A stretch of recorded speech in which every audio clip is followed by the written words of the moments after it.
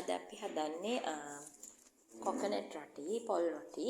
මේකට අපිට හොඳට ගාගත්ත පොල් ඕනේ. මම මේකට කෑලි කැඩුණු පොලුත් ගත්තා. මේක හරි රසයි. ඒ කියන්නේ අපි පොල් ටික ගාද්දි සමහර වෙලාවට පොල් වේලුනහම ගැලවෙනවනේ.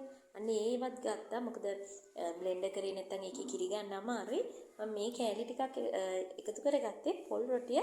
එතකොට කෑලි හැපෙද්දි පොල් කෑලි හැපෙද්දි ටිකක් රස නිසා.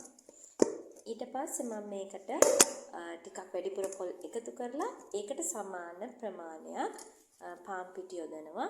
පාන් පිටි පොලුයි එක සමාන වගේ ගන්නෙ මම. එතකොට රොටිය ගොඩක් පොල් රසට තියෙනවා. ඕනනම් පාන් පිටි ටිකක් වැඩි කරගන්න පුළුවන්. මේ විදිහට එකතු කරලා අපි මේකට ලුණු හැන්දක් එකතු කරගන්නවා. දැන් මේක සාමාන්‍යයෙන් ඔයගොල්ලෝ හදන පොල් රොටිය වගේම තමයි. ඒත් මේ දන්නේ නැති අයටයි මේ කියන්නේ. ඊට පස්සේ මම මේකට බටර් ටිකක් එකතු කරනවා. මොකද මට මේකට ෆැට් එකතු කරන්න ඕනේ. මම බටර් නැත්නම් අපිට පොල් තෙල් චුට්ටක් හරි එකතු කරන්න පුළුවන්. හැබැයි මම මේ වෙලාවේ බටර් ටිකක් එකතු කරනවා. මොකද හරි රසයි බටර් එකතු කරපුවාම.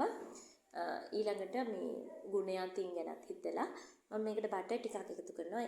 මේක අනද්දි අතේ ඇලවෙන්නෙත් නෑ. එහෙම වුණාම ඒ විතරක් නෙමෙයි අර පොල් රොටියට තියෙන අමුතු රසක් බටර් ටිකක් එකතු කරපුවාම එනවා. මම යම් ප්‍රමාණයක් බටර් එකතු කරා.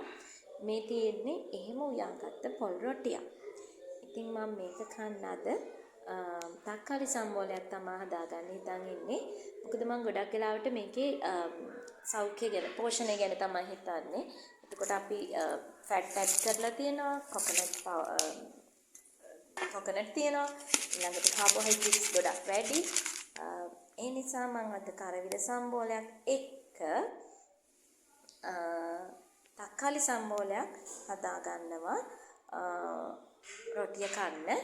ඊට අමතරව මේ තියෙන වලන් තක්කාලි ලුණු අම්මිරිස් එකතු කරපු තක්කාලි සම්බෝලේ ඊළඟට මම මේකට කරවිල සම්බෝලෙකුයි තක්කාලි සම්බෝලෙකුයි බිත්තරයි එකතු කර ගන්නවා. එතකොට මට හිතෙනවා මේ රොටිය අර තියෙන ලොකු කාබෝහයිඩ්‍රේට් ප්‍රමාණය බැලන්ස් වෙයි කියලා.